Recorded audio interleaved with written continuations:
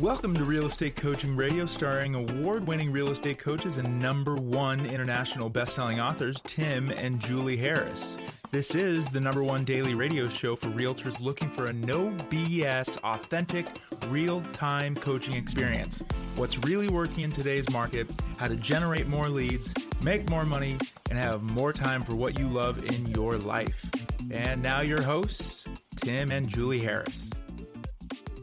So what are the 10 biggest agent regrets? Well, yesterday we went through agent regrets. What was it, Julie? 1 through 4? 1 through 3. 1 through 3. And so we're rolling into agent regret number 4. And by the way, thank you for all of you who are giving us 5-star reviews on iTunes and Stitcher and whatever your podcast listening widget is. We certainly appreciate you helping us get the word out. And if you've not yet given us a 5-star review on whatever your podcast listening widget is, you should feel horrible about it. And the only way to make that horrible, unbelievable pain go away is to go ahead and give us a 5-star review. We can solve that for you. We can solve it for you just like that. So please do consider doing that. And also, if you're listening to us on YouTube, we're picking up a ton of new YouTube subscribers. Do subscribe to the channel and then click on that little bell icon so you will be notified about new podcasts we're putting out. And we are increasing what we're doing, and I'll tell you what we're doing. So we're going to be adding a new channel to this podcast, which is going to be interviews. We're going to start doing interviews, and we're also going to start doing clubhouses again. We started doing clubhouses at the beginning of last year. And we're going to pick that up again now that Clubhouse allows you to record your Clubhouse, and we're going to make those into podcasts, or we're going to make those into YouTube videos as well. So in other words, we're going to probably increase the amount of content we're creating for all of you guys by 200 or 300% over the next probably 60 days or less. So look forward to all that. And yes, if you're interested in being interviewed, please do go over to our main website, timandjulieharris.com.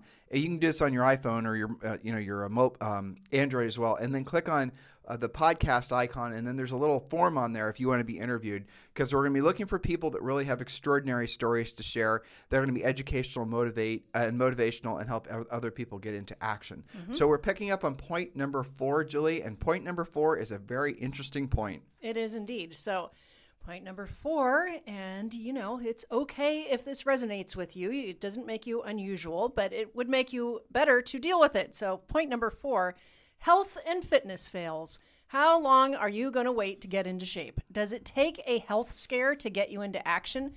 Keep this in mind, 78% of patients hospitalized with COVID are overweight, in addition to other problems which might have been caused by being overweight.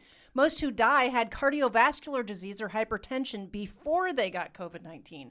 So start today to turn that ship around, but don't wait until you have something like that hit you. So now we're real estate coaches. We're talking about how to help you guys, obviously make money and help people. Well, let's start out to Julie's point number 4, by helping yourself and getting in better shape. Everyone makes promises to themselves that they're going to get in better shape, but Julie just said something that's really important, and I'll add to this. There was actually another study that Julie, oh man, some of you guys get so triggered when we talk about COVID. So before you get triggered and get nasty towards us about talking about COVID, understand that we do have the vaccination. We do it's one of the greatest medical miracles of modern times.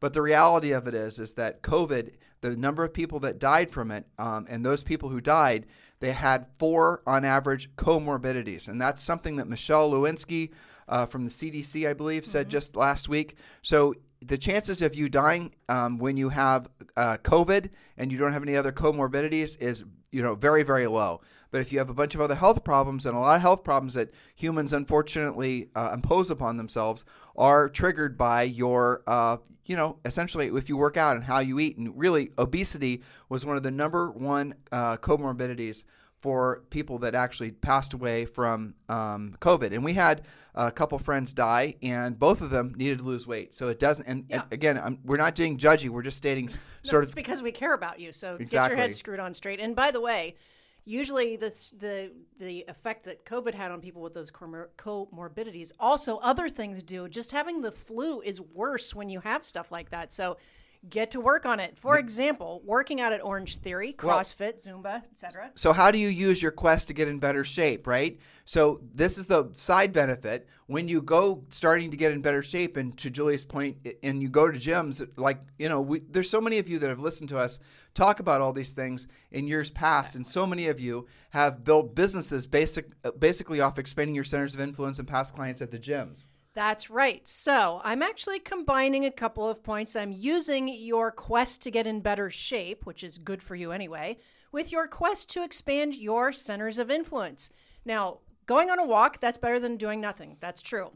But working out with other people where you're sharing an experience is superior to that for the sake of your business as well. So going on a walk by yourself is good for your health, but it's not good for your business. Right. Going on a walk with a group of people every day, especially if they happen to be real catty about houses for sale and the neighbors. Awesome. That's going to be awesome, right? And that does happen, by the way. Go to the gym wearing headphones and keeping to yourself and, looking like a Unabomber, good for your health.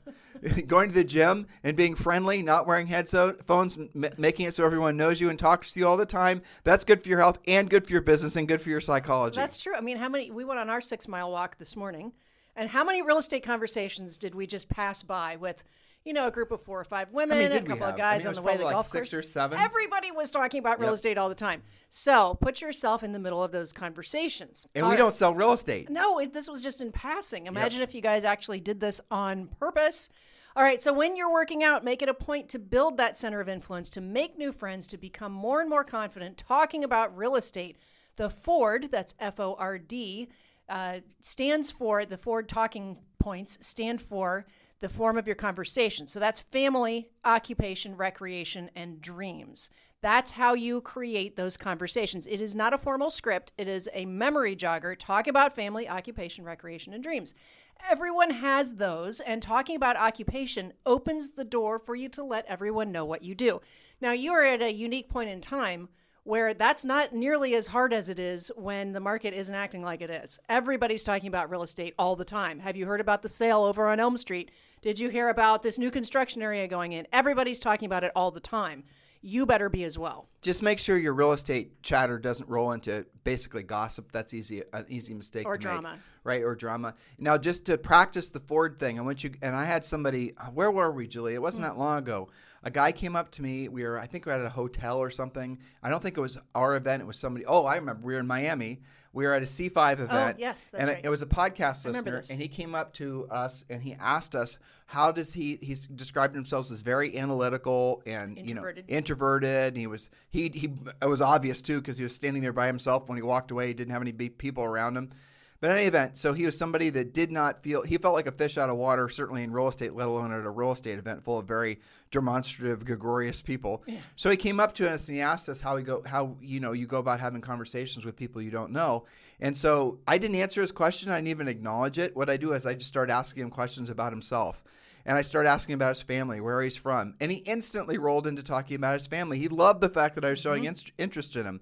And I started out, are you married? Do you have any kids? And your family, how long have you lived here? And all the rest of it. These are all family questions. Family questions, right. And he and I were just having a natural, normal conversation. He didn't even realize what I was doing, that I was forwarding him. And then I pivoted, and I pivoted, and then I started asking him about, like when the family conversation started to go a little dry, then I started asking him questions about his occupation. So you're obviously selling real estate. What's your principal areas of do you sell condos? You're here in Dade County. Where is it and we started talking about that. And then I stopped. I said, did you see what I just did? And he goes, he was mid-thought about talking about condos or something. And he goes, no, what? I said, I was just forwarding you. I was just having a conversation. I knew nothing about you. I was just showing sincere interest in you, following family, occupation, recreation, dreams.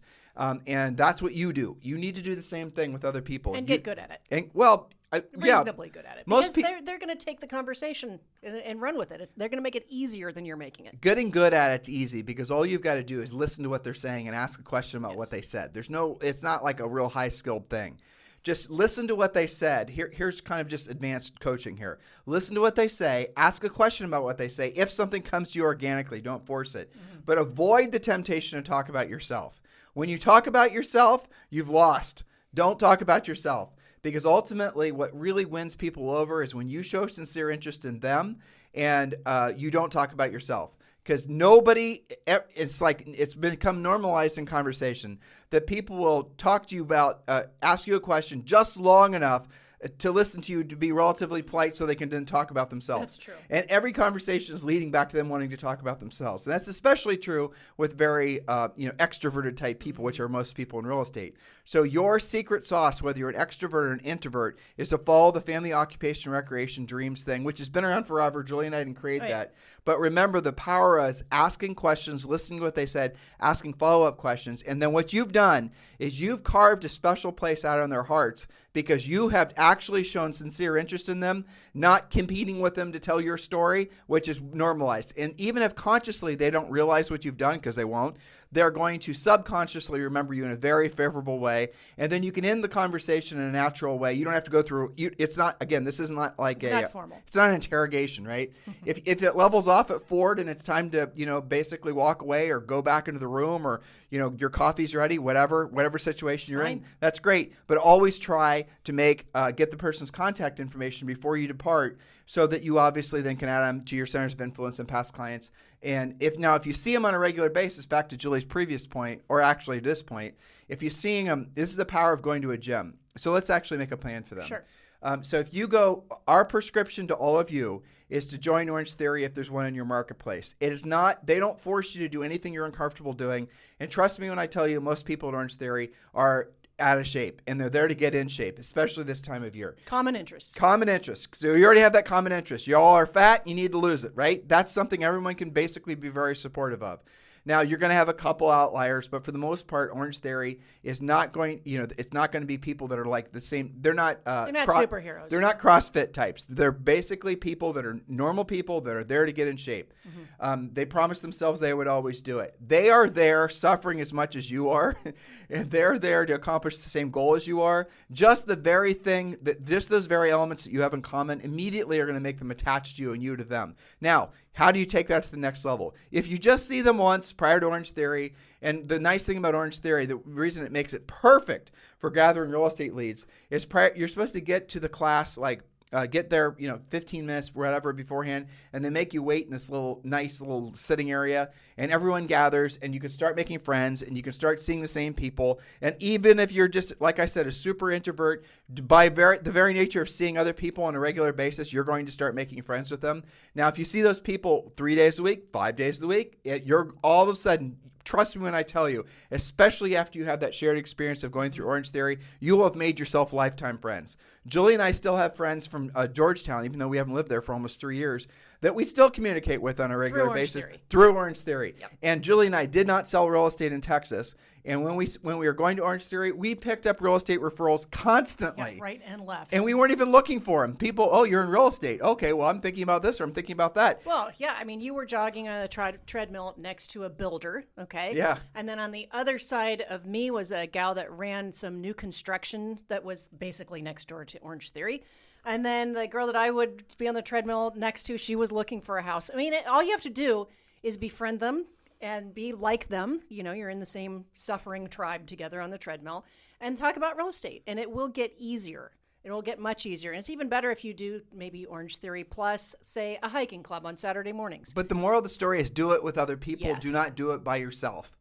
And again, do it just to really be clear with all of you. There are 7 days of the week.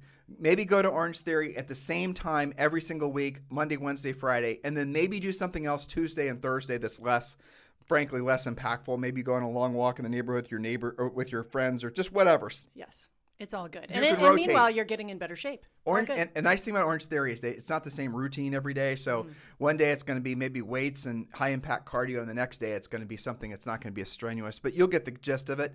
But again, it's the repetitious boredom that ultimately pays off. It's doing what you don't want to do when you don't want to do it at the highest level. Some of you will be able to build real estate businesses just out of going to maybe Again, you can go to the same OrangeTheory every single day of the week, but do like Monday, Wednesday, Friday at the same time, Tuesday, Thursday at the same time, mix it up a little. Saturday at the same time. And then you're going to start making friends with different groups of people. You guys get it? I promise you, for all of you This is going to be something that will forever change your lives. You'll get in better physical shape, better mental shape. You'll be less prone to whatever variant decides to try to kick our butts next. Right. And you're going to be doing real estate deals. No downside other than you have to make yourself uncomfortable and you have to do the real work of real estate while you're getting in shape. Not a bad deal if you ask me. Which is probably all on your New Year's resolutions anyway. Or at least it was 10 years. Or it should be, right? Or it was 10 years ago. Exactly. Okay, so we're talking about 10 biggest real estate agent and broker regrets. Number 5. Yes. We should take a step back. What? Do not write yourself off because you're too young, too old to doing what we just said. Do not. I just had this thing rattle around in my head that someone out there is saying, I'm too old, I'm too this, I'm too the other thing. That's not true. You can go there and you can walk on the treadmill. You can go there and just do what is appropriate for you. Well, that's actually what's very cool about. I mean, we sound like an OrangeTheory commercial, but here's the thing: those SOBs really should sponsor us. They definitely should. But what I did notice was, and I mean, it applied to me as well when we started. Was one of the cool things about OrangeTheory is that the coaches are trained in how to help you. If, say, you're somebody that can only handle a treadmill at no incline, walking on a 3. And they're going to work with you so that you get better. And that's going to make you feel good. So it's all good. Point number 5. Point number 5. These are biggest regrets. Relying on the 3 Bs of BS for your success. Oh my gosh, that sounds radical. You wrote that. I know, but what are those 3 Bs? You must have been in an ornery mood. Some of these might resonate with you. Building a team, buying a business, and building your brand. These are the 3 Bs of BS. Building a team, buying business, and building your brand. So hold on. So when you guys are wanting to basically feel like Julie has somehow, I don't know what the word, insulted you, make sure you address the emails to julie@timandjulieharris.com. Well, it's because, Julie, those are the 3 things that so many agents have lost potential with over the last at least 15 years, and they don't even realize it. And yet none of them is really related to your success. None of them are required for your success. Nope. So here's the thing. Stop looking for external reasons and take ownership of your trajectory. That's the be honest part. Learn to proactively lead generate, or you will never be in control of your potential. And I actually broke these down a bit if you want to look at those, because there's 3 of them, the 3 Bs of BS. Well, so just to emphasize this point, let's lean into the numbers. We do know statistically that there's more agents getting into the business and there's more agents failing out of the business faster. I probably didn't say that second part grammatically correct, but you get the gist of it. So the bottom line is agents, despite the fact that there's all this influx of lead buying and branding and videoing and all this passive lead generation stuff, you would think on the surface that means there's more people generating leads that are going to basically result in more transactions. But the exact opposite is true. More people are getting into the business, more people are failing out of the business. In other words, a higher percent of you are failing faster than ever before. And the reason is, and it's really it's evident, it should be very obvious, especially long-term podcast listeners. It's because when people get into the business nowadays, they're being told to do the wrong thing. They're being told to do passive stuff. They're being told to do things that might someday hopefully will result in a real estate transaction. That will certainly result in failure. And most agents fail within 24 months of this business, and virtually all of them will fail within 60 months. That's the bottom line. 95% or something like that of all real estate transactions in 60 months will be done by people who have not yet received real estate licenses. I want you to think about what I just said. The cards are stacked against you if you do what everyone else is doing. And that's Julie's 3 Bs of BS for your success. I mean, nice, it rhymes, but that really is important. Focus all your best energies on things that are going to put you in a position to help people and make money and get you paid in the next 90 days or less. Not these things that might someday hopefully will come if enough stars align and you create enough videos or TikToks or whatever. Well, so let's take some notes, those of you who are note takers. B number 1, building a team. Well, when you've learned how to be a powerful listing agent, one who knows how to find, pre-qualify, present, list, and sell listings, you can then refer your buyer business to a buyer partner. Keep 2 or 3 buyers in your own pipeline, but these will be listing clients who are buying with you, repeat clients, or very high quality referrals. That's how you avoid, what in many of your minds is having to build a team. You don't have to build a team. So when you get in real estate and someone tells you have to build your buyer lead generation funnel, you don't. You shouldn't. Here's what you should do. Learn how to be a listing agent. When you have a listing, you have to beat the buyers off the stick. They come to you. And you don't have to pay for them. And you don't have to waste your time trying to tweak your landing page and figure out how to be a copy editor and figure out all your colors and your fonts and test different landing pages. That's not what you should be doing. What you should be doing is calling the people, contacting the people people who have their hands in the air right now and say, yes, I want to sell my house. Focus all your best energies on becoming a listing agent. And you guys don't have the luck. So those are luxury thoughts and luxury beliefs. That building a team, thinking you have that time, thinking you're going to somehow not run out of money first, that's a luxury belief. Building a brand is a luxury belief. Buying business is a luxury belief that you cannot afford. Or even if you can afford, you're the 1 in a million person Why would you want to? that got into real estate, right, with a whole bunch of money. Why would you want to? Don't do it, guys. Stay focused on doing the things that are going to put you in a position to help people and make money, and don't even take any side trips down these, Julie's 3 B's of BS for your success. Which brings us to number 2, and you talked a lot about this yesterday, so I'm just going to put it into some bullet points for them. Buying business. Don't build your castle, that's your real estate practice, on someone else's land. When you're buying leads, you are speculating on the following, and I wrote down 5 bullet points. Speculation. You're speculating on the quality of lead, including their time frame, motivation, realistic expectations, not to mention their ability to even buy at all. You're speculating on the exclusivity of the lead, meaning you're not the only one with that lead. And impressions are even worse than leads, okay? You're speculating on the continued lead flow from whoever you're paying for it. You're speculating on the rules of what you've signed up for. You're speculating that the lead is even an opportunity in your desired area or price range.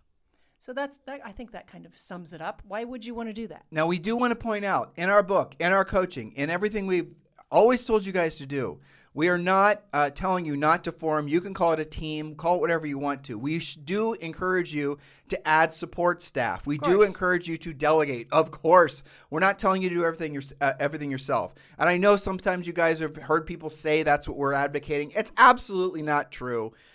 That's just basically people trying to make it so you guys won't listen to what we're saying, because what we're saying is irrefutable with regards to basically being a proactive lead generator. But here's what really matters. Here's the big takeaway. What we teach you to do in our coaching program as far as pursuing listing leads does not cost you anything. Nope. You do not have to buy these leads. They're readily available in your marketplace. You just have to know how to sell to them. You don't like the word sell. I'm sorry. You just got to get over it, because that is what you're doing. And all selling is helping to solve somebody else's problem. You can use a word other than salesperson, but if that makes you more comfortable. You do have a sales license. You do have a sales license, and I got news for you too. The most truly influential, the richest of the rich, the most really historically important people in the history of history, 3,000 years of recorded history for humanity, right?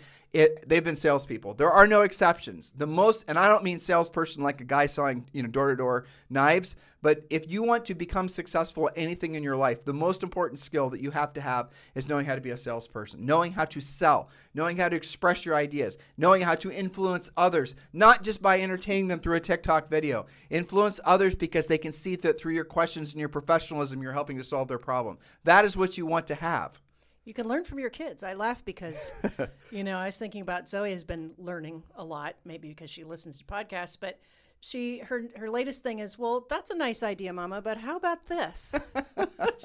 She's negotiating. She's selling. She's gotten pretty good. So pay attention to your kids. All right. So the third B is building your brand.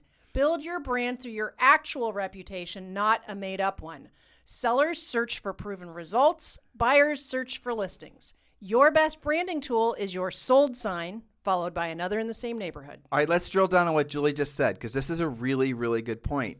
Again, you guys in the business, agents in the business, you're being told that you have to essentially simulate having a good reputation through lots of branding. Branding, in many of your minds, you don't realize is not the same as having a good reputation. You can spend, and many of you are, crap tons of money on your brand, on your logo, on your website if you have one. By the way, agent websites, according to Inman and a whole bunch of other sources, have proven to generate a total of 0 actual buyer leads on their own. That war has long since been lost to agents.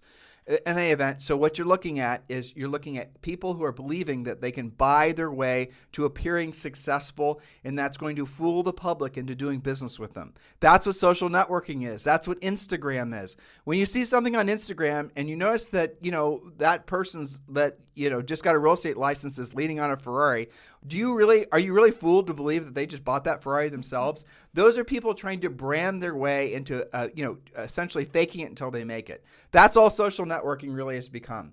And that is not what's going to help you become a long-term successful listing agent. What's going to help you become a long-term successful listing agent is actually learning the skills to help solve other people's problems and then doing it over and over and over again. That's how you build a real business. You cannot buy a reputation. You cannot even really, and branding in itself, guys, truthfully, is a fallacy. The concept of branding in our industry is a bit of a misnomer. Because again, what they're trying to do is get you to conflate in your mind. They're trying to fool you basically into you believing that you can somehow purchase your way to having a good reputation. Be careful of that because it's not true, and we don't want you to be one of the millions of agents that frankly fell out of this business in a very short period of time because you followed the wrong path. Exactly. So point number 6, this is of our top 10 agent failures. We know this from Coaching Forever. We know this from having lots of coaches that are experienced, and we know this from lots of interviews and panels. So you can trust that these are points you don't want to fall into yourself, or if you are, it's time to correct them. So point number 6, allowing a failure, a string of failures, or a bad month to become your theme song versus just saying next and moving on. Saying it's too soon to tell is better than making your temporary failure into an adult failure spiral. Learn what your early warning signs are and pull yourself out of that funk before it becomes much worse. Let's give an example. So the too soon to tell thing is we learned that from reading a book on Eastern philosophy probably 20 years ago.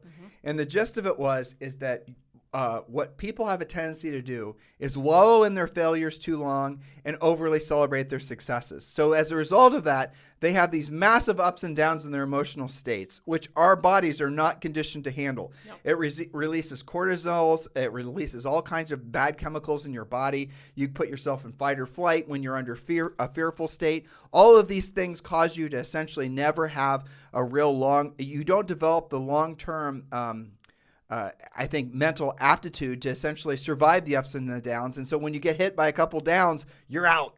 Yep. So the best thing to do is discipline yourself. When you have a success, we're not saying don't acknowledge it, but tell yourself it's too soon to tell. When you have a failure, don't overly acknowledge it. Learn from it, right? Acknowledge it. And then again, learn from it being the most important part, but then tell yourself it's too soon to tell. Because what often happens is, this is definitely, should have been one of these points, I think, but I'll just add it here. Mm-hmm. Everything in life worth having takes probably 10 to 15 times longer with probably 20 to 30 times more effort than you think it should, despite what you might believe or being what you've been sold. So anything worth having. So if you want long-term, ever-increasing levels of success in your business and personal life, and we'll lean back into the OrangeTheory example because I know some of you, you can relate to it. This is the most salient example. Mm-hmm. It's going to take you going there on a regular basis for longer than you think before you start really feeling the results. It's going to suck for you for a lot longer than you think it should before you start really feeling results. But you stick with it. And a year from now, you've literally changed your everything. You're standing taller. You feel you feel proud of yourself. You look in the mirror. You realize what you've done. Everything in your life changes. So the same goes with becoming a listing agent. The same goes with building wealth. Mm-hmm. The same goes with all the things that we coach you guys to do. So just know you have to give yourself time to really benefit. So again, analogy. Julie and I are from Central Ohio, and we used to live around farms everywhere, right? You go 15 minutes in any direction from where we live, you're looking at soybean farms or corn, right? Mm-hmm.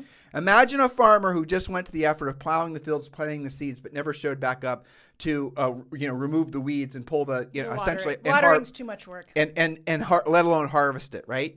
So that was what many of you do. You guys go through the first couple steps and then you just abandon the field. Remember the plane taking off analogy, listeners? It's the same thing. Understand that everything in your world is going to tell you this is taking too long, it's time to quit. It's too hard, it's time to quit. When you feel the greatest amount of pain and frustration, that means you're the closest to a breakthrough. You got to remember that because it's absolutely true. With one of your Navy SEAL books, he was talking about, maybe it was the guy that's also a trainer or was training Navy SEALs. He said that everybody gives up when they're working out at about 50%. Yeah. And that he pushes, when he's training somebody, he pushes them to be at about 80% and then still makes them give it an extra 10 pull-ups or push-ups or whatever. and that he was talking about how amazed everyone is that they could do so much more than what their mind was telling them that they couldn't do. Well, and why? Because if you're doing a bunch of pull-ups around a bunch of other people and they all max out at 5, right? Right. And you're not going to, chances are you're going to max out at 5 too, because subconsciously you've told yourself and your brain is saying 5's all you can do. That's what everyone's doing. In other words, your environment is getting you to be mediocre. Your environment is telling you to settle for 5. And that's what, now scale that thought out, guys. That environment now is your life. The environment is your relationship with other people, your finances, your levels of success that you accept, or essentially the levels of success you don't allow yourself to experience. All of these have to do with your environment, your physical environment, but also, and this is perhaps more powerful, your mental and emotional environment. You're listening to this podcast. Hopefully you guys are getting jazzed up. If you are, give us a 5-star review on iTunes. Please give us a 5-star review, and also like and subscribe on YouTube. But what happens is your mental and emotional environment. Now, if you take what you're getting from this podcast, you hopefully will find some other things that you listen to that are equally as motivational. I frankly look every day and I very rarely find, most podcasts are more, dry, but let's just say you do. So, and you find some friends, maybe you go to OrangeTheory or go to whatever, and you're finding friends that are also they're on their journey, right? They're trying to improve themselves. You surrounded yourself with a new environment. You're trying to create a new world, everything. New habits. Right. Don't try to improve one aspect of your life. Try to improve multiple aspects of your life simultaneously, because then one will reinforce the other. And if one isn't going well, you hurt yourself at OrangeTheory or whatever. But the other things are going well, you're going to be able to essentially have those other things. You'll get back on track. Does that make sense? Absolutely, it does. If you're going to OrangeTheory, but all your friends you're hanging out with on the weekends are just pounding down the Krispy Kremes, doesn't that sound nice? If their line is Krispy Kreme, but your line is OrangeTheory. Right. You guys get the point? Yeah. It ain't going to work. You're going to start eating the Krispy Kremes. I mean, I know I would. Absolutely. Yeah. Well, let's round this point out. Remember, this point was allowing a failure, a string of failures, or a bad month to become your theme song. So remember this. This is something that we would go back to very regularly in our real estate practice. Here's a fact. Nothing will pull you out of a real estate funk like taking a new sellable listing. 100%. Just another reason to put all of your efforts into becoming a powerful listing agent. Listen to this. If you knew, and some of you do, if you knew that you could set a qualified listing appointment by the end of the day today, list it tomorrow, and sell it this week, what would that do to your outlook? If you want to change your pattern, stick with that thought. Nothing pulls you out of a real estate funk like a new listing. So here's your homework, guys. Obviously, we would really appreciate the reviews, but also go back and listen to past podcasts. If you're wanting to take your relationship with us to the next level, obviously purchase our book on Amazon or any major bookseller, but do join our coaching program. I mean, the coaching program is the fast track to becoming a listing agent. We do obviously help agents build their businesses and, all the aspects, marketing, luxury, distressed real estate.